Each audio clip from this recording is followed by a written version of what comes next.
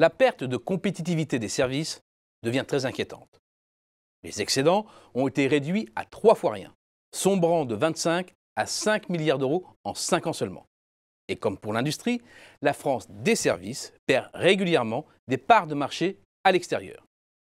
Il est tentant de relativiser ces chiffres, car une partie de ce décrochage trouve son explication dans la chute de la ligne voyage de la balance des paiements.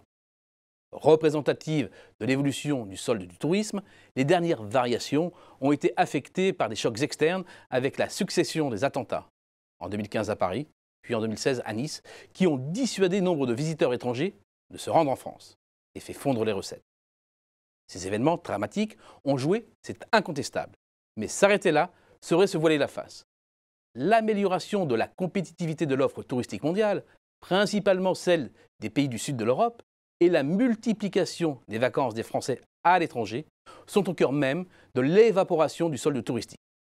Bilan, le solde des voyages n'affiche plus qu'un maigre excédent à peine supérieur à 5 milliards d'euros. La dégradation de la compétitivité et le manque d'attractivité de l'offre est encore plus visible dans les transports. Le solde est quasiment déficitaire depuis la fin des années 90 et le trou en 2017 aura dépassé les 2 milliards d'euros. C'est la marque d'une double attaque. La première, dans le transport routier de marchandises.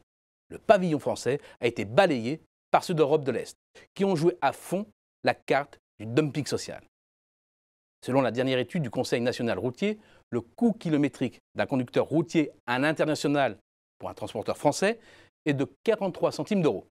C'est 15 centimes pour un employeur polonais et 11 pour un bulgare, soit un rapport de 1 à 4. C'est imbattable. Cela exclut de fait les entreprises françaises du transport international entre la France et l'Europe, mais les met également en difficulté sur leur propre marché. La seconde attaque a lieu dans le transport aérien, avec le développement du low-cost par des compagnies sous pavillon étranger. Sur les 150 millions de passagers qui décollent ou atterrissent d'un aéroport français chaque année, près de 1 sur 3 voyagent avec une compagnie à bas coût, au plus grand profit des deux géants du secteur, l'anglais EasyJet et l'irlandais Ryanair, qui se partagent à eux seuls 60% du marché low-cost. Autre point noir, le plus alarmant, celui des services aux entreprises. Les excédents ont disparu pour laisser place à un déficit de l'ordre de 5 milliards d'euros. C'est la trace comptable d'un double mouvement, celui d'une concurrence mondiale plus intense et des délocalisations. Du côté des délocalisations, le mouvement s'étend désormais aux prestations à forte valeur ajoutée comme la R&D ou des fonctions informatiques opérationnelles. Dès lors qu'un service ou une tâche peut être automatisé et livrable à distance, alors il y a un risque. La révolution numérique et l'émergence de plateformes importent la concurrence internationale.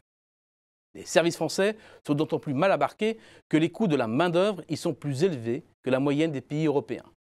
Une prestation haut de gamme en France coûte environ, salaire et charges comprises, 47 € de l'heure. En Allemagne, c'est 41, en Italie 34 et en Espagne 25. Quasiment 2 fois moins.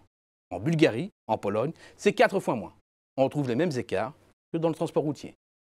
Le problème de la compétitivité de la France ne se limite pas à l'industrie ou à un coût du travail trop élevé sur la partie non qualifiée de la main-d'œuvre. Le problème est global. Et désormais, les services, même haut de gamme, sont sur la mauvaise pente, ce qui est bien plus alarmant.